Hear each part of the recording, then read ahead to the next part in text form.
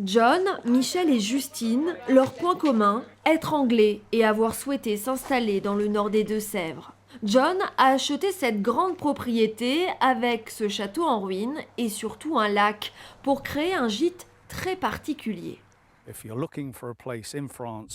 Si vous cherchez un endroit avec de l'eau pour développer un business autour de la pêche à la carpe, c'est beaucoup plus difficile à trouver que ce qu'on pourrait penser. Mais avant cela, il devra tout retaper.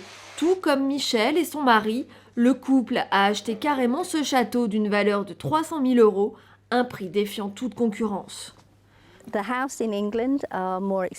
Les maisons en Angleterre sont beaucoup plus chères.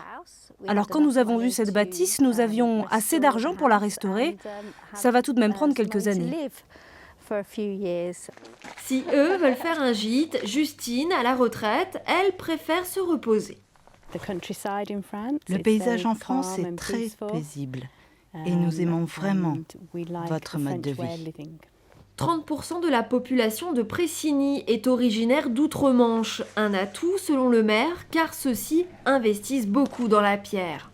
Ils respectent effectivement parfaitement l'architecture, disons, des villages, l'architecture ancienne, et ce qui est très intéressant. Ce que le français, je le regrette d'ailleurs, ne sait pas faire.